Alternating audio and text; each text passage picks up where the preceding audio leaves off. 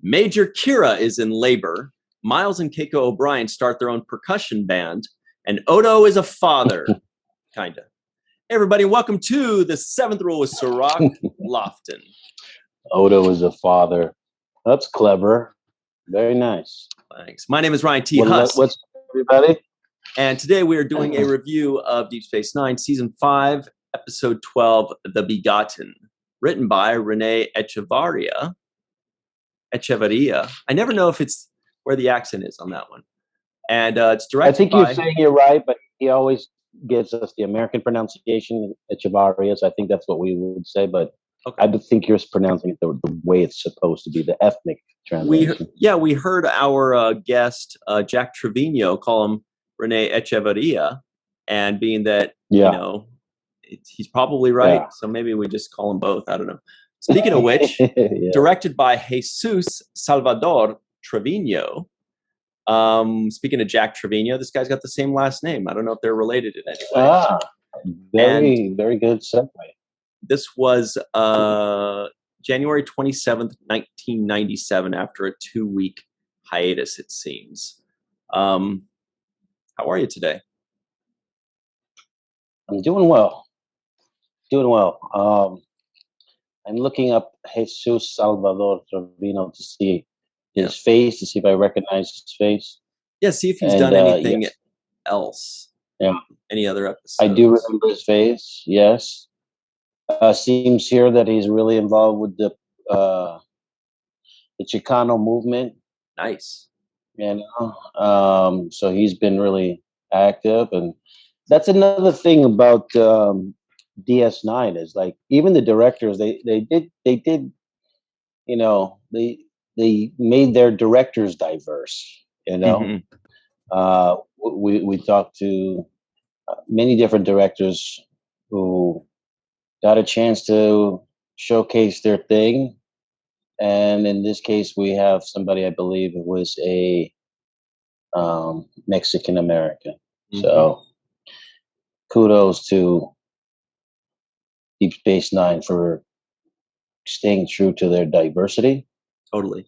And it seems that he's done 3 episodes of Deep Space Nine, this being the first, which is why we hadn't heard his name before, and 5 episodes of Voyager. So that's pretty cool. He did Fair Trade, Day of Honor, Concerning Flight, Retrospect, and Vis-a-Vis for Voyager.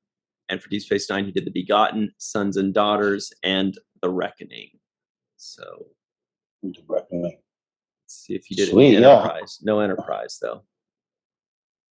I don't know if I worked with him, because I don't think I'm in any of these episodes that he worked on. But I was around the set a lot, so I would see people, and his face definitely looks familiar. Now, we also want to give a big shout out today to our friend, Mr. TJ Jackson Bay out in Missouri, because TJ's out. TJ. We do love ourselves some TJ. He always brings in the flair and a ton of knowledge. He's definitely one of our most knowledgeable friends and supporters. And he's tons of fun, tons of positivity, and he gets the most musical references out of anybody. Yes, he does. Thank goodness for that. Somebody got to. But he's actually got super knowledge in Star Trek, too. Mm-hmm. He knows pretty much all the episodes, all the characters. I mean, he's a wealth of knowledge, this guy, TJ Jackson Bay. So we love having him around. The beverage made me thirsty. Adding. Cheers. Cheers, TJ. Okay. Cheers to you. Just looking at you, TJ. All right. Speaking of which, what's up with prune juice? Now Odo's drinking prune juice? I don't understand it, because I stayed away from prune juice the entire time I was on the station. So I don't know why everybody's passing. Yeah, thank goodness. I don't know why prune juice is such a big thing. I guess the writers must be doing prune juice. We have to ask Ira and the guys what their obsession with prune juice is. Maybe they were irregular. There were a couple things that when I was watching this, I wanted to ask Robert Hewitt Wolf or Ira Stephen Bear because they'd have a good idea, or Renee. I mean, it'd be great to get Renee on the show. Let's definitely get Renee on the show. Let's do that. He's written so many great episodes. I've never met him before, but what's he like? If you've met him, I have, but I don't know him as well as I know the other writers because he is kind of him and Hans are the people that I know the least. Just didn't spend as much time getting to know them or seeing them in conventions. I think a lot of our relationships and personal connections have grown throughout the years because of the conventions and seeing each other there. So it's allowed us to kind of get to know each other more personally. There was an ongoing joke that none of the cast could identify who the writers were if they were all put in a lineup. So that was a running joke for a while, that nobody would be able to figure out who was who. So that's funny. That there's always that. Yeah. So what I wanted to ask them there were a couple questions. One, one's kind of a spoiler, so we'll have to ask them another time. But one is, what the heck? And maybe the director would have a better idea, Jesus. What the heck was Odo's baby made out of? So when he was in a glass, he looked like orange marmalade. But then when he was poured out, I thought it was like castor oil. Now, do you have any guesses? It did look like orange marmalade. No, I definitely thought about the marmalade. And then, I told you, my daughter's big on playing with slime. Nice. I think that's the new craze for kids nowadays, is just playing with slime. And so when I watched it, I was like, wow, we were playing with slime way before it became fashionable. Yeah. And remember there was like that kids show, Double Dare, they would get slimed and stuff. Oh yes. Slime was pretty big back then, yeah. It was. Nickelodeon made that possible for us. Thank you.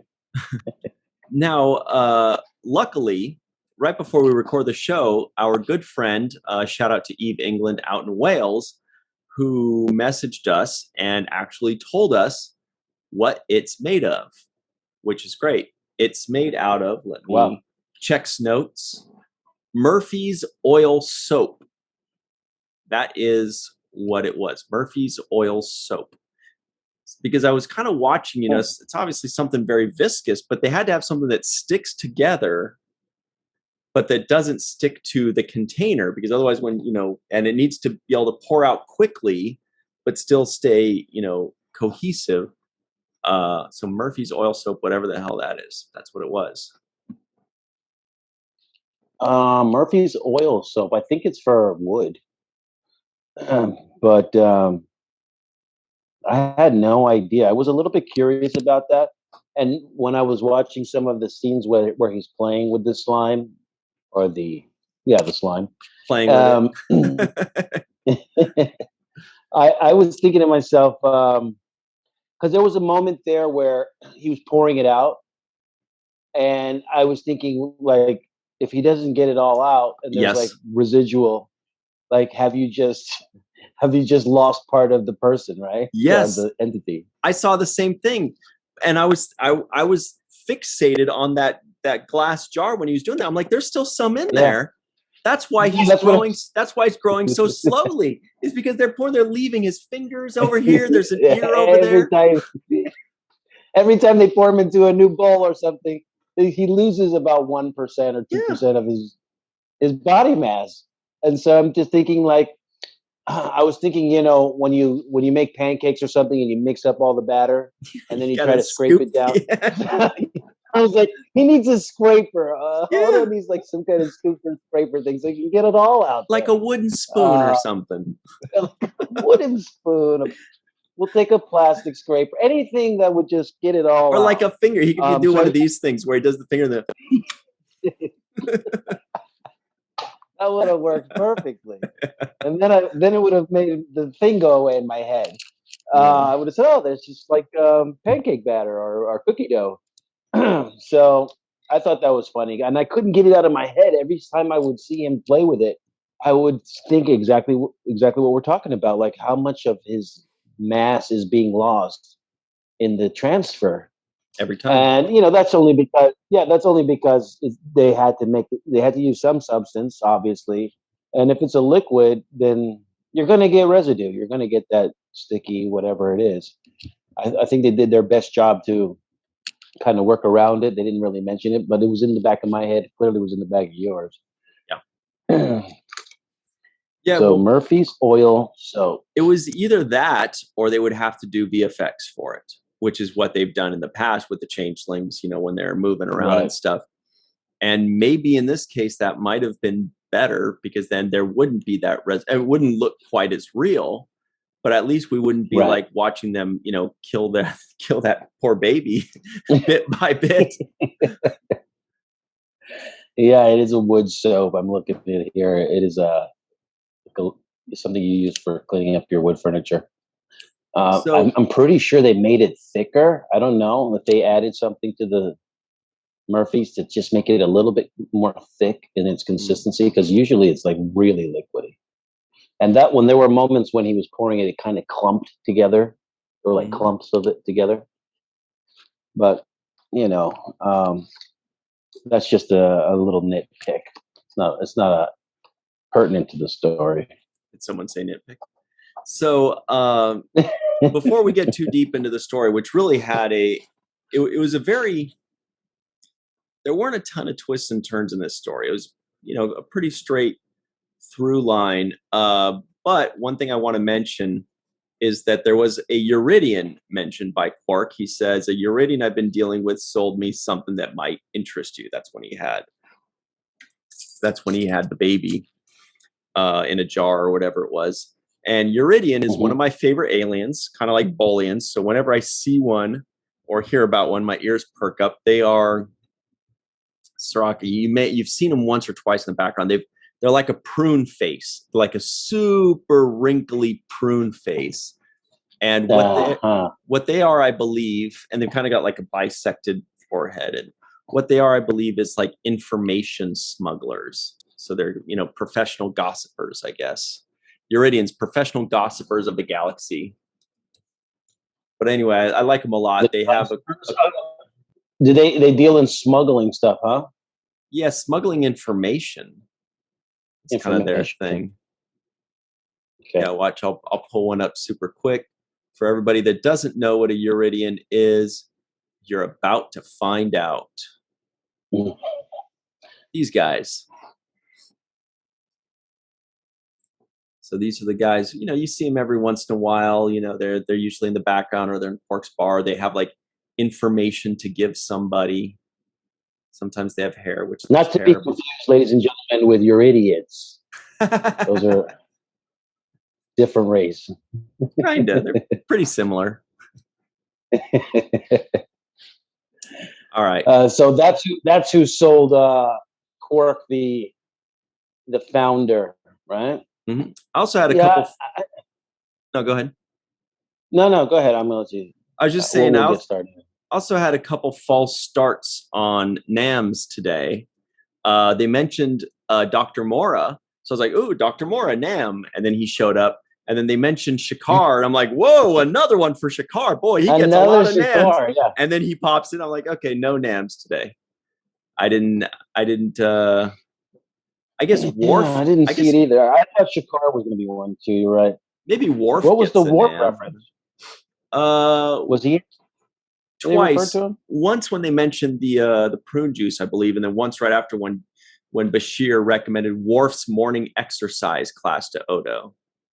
He's like, oh, you should try, that. But I don't know if those really count if he gets, if he's Worf is credited in every episode, and I don't know, was he even in this episode though? No, I didn't see Worf in this. Yes, he was. He comes up to Odo and asks him, "Why are you talking to your?" Yes, the best line. What am I forgetting this? Why are you talking to your beverage? Yeah, that was Worf's cameo. Yeah, no, that was actually the best line. It was the best line. Captain Sisko had a great moment he had a nice schedule, a nice easy work schedule for him on this episode. One day, but it was a good moment for him because that's when we see the dilemma that Dr. Mora had, which was Odo thought Dr. Mora was some dick torturing him and poking him and prodding him. But then finally, when Sisko is passing along the information that like, hey, you need to make progress with this thing or you're going to lose your baby, basically. And then Dr. Mora says, now you see the situation that I was under. And that kind of begins that turn a little bit where Dr. Mora goes from the guy that Odo hates and we're supposed to not really like into, you know, a very, at the very least, a pitiable character, you know, like somebody that we feel sorry for, that he's been vilified. But, you know, he was, what would we do in that position? You know, you don't want to lose this thing that you care about. So you kind of have to poke it and prod it, and it works. You know, apparently it was working, right? I don't know. Yeah, there was definitely a lot of there was a lot of subjects there. They basically made it look like Odo was tortured or subjected to experiments that scarred him and traumatized him emotionally and mentally, right? And that was the whole subtext there. And basically what Dr. Mora was explaining was, I'm working with a completely unknown thing. I don't know what to expect. I don't know what I didn't even know that what I was doing to you in that liquid form would even be remembered by you till this moment. Right. They didn't even know it was a life form at first. Right. And I think in the beginning he goes to like measure the mass of the liquid, and another time he was trying to measure the volume of the liquid. So he's doing very mathematical things. I mean, mass, volume, you know, density, height, weight. I mean, these are like normal type of measurement, scientific observations that you would take in the course of investigating anything. So I don't feel like they really brought anything that was ridiculous to the table. Now, if Dr. Morris says, hey, let's put this in the microwave and boil it and see what happens to it, you know, or something like that, then you would say, okay, that's a little bit ridiculous.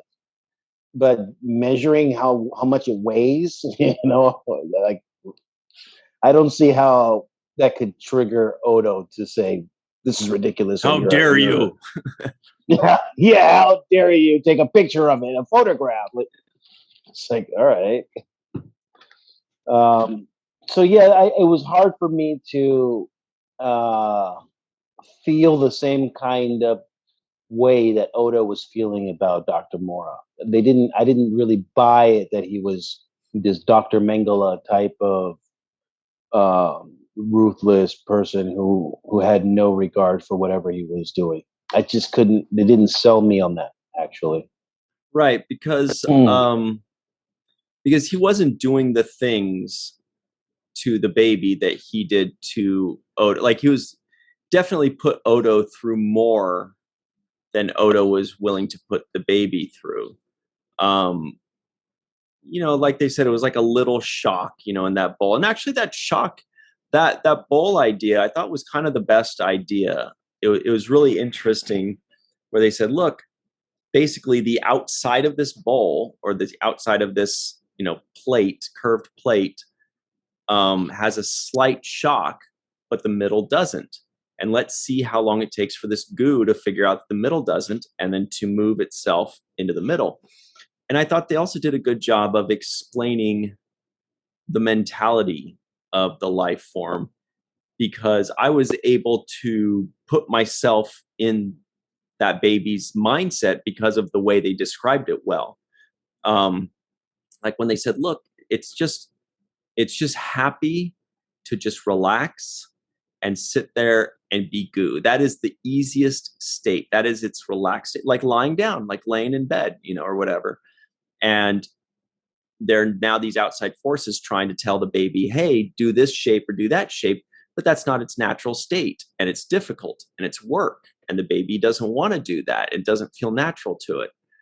And so it was really interesting because the way they explained it, I was like, oh, that works. I can put myself, especially being how lazy I am, I could put myself in the baby's shoes and be like, yeah, that baby just wants to relax. It just wants to sit back and like soak things up, maybe look around or be aware of what's going on, but it doesn't want to work. It doesn't want to be a cup or an Albanian, whatever hawk, So I really like the description. No, I see what you're saying. My thing was a little bit about how Odo was so knowledgeable, or I guess he was talking to it as if it was him, right? Yeah. Like, this is how I would have wanted to have been treated. Yes. I would have wanted to have been talked to. I would have wanted to have been, babied, and I would have wanted it to be like this. And the only difficulty I had was, I think, initially when he first sees this gelatinous mess inside of the little capsule, that he said, "Oh, it's sick." And I was thinking, well, how do you know it's sick? Like, especially considering the fact that you didn't grow up around the founders, you didn't grow up around your own people, so you don't actually have this kind of cultural knowledge about yourself and your own identity. I feel like because you were this outsider who was experimented on and all of these things, and I don't see how you would be able to recognize a sick one from a healthy one. Right. That was my dilemma. What it was that, Odo was getting a little too excited, and then and he meant it like, whoa, this thing is sick. But Quark took it to mean like it's ill. So it actually ended up, getting him two bars or 2 strips of latinum off. So it worked out well. So, he just didn't want to say anything. But yeah. And I love that negotiating that they were doing. Yeah. Because when at first he thought it was dead, he was like, "Oh, give me 5 strips for the dead one." He's like, "No, it's alive." When 10. He said it's alive, and then he said, "It's sick." It's sick. All right, 8. All right, 8. I thought that was great. Which is going to give us our nitpick a little earlier than I would have planned, but it does remind me. Uh oh, ladies and gentlemen, here it comes. Here we go. We're about to have a break, but first the nitpick. A baby changeling is worth more than 8 strips of latinum.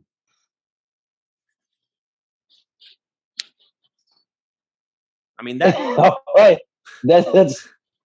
mean, the going rate is a lot higher than that. I mean, that's a god to the Dominion. That's a god. Quark could have sold it for a planet. The Dominion would have given him a planet for the damn thing, right? I mean, anyway, let's take a quick break. And on the other side, boy, oh boy, are we going to get into the value of an infant changeling. You are not going to want to miss never this. Thought that's a great question, the value. What was the right value? Mm-hmm. Here we go. We'll be right back on The Seventh Rule.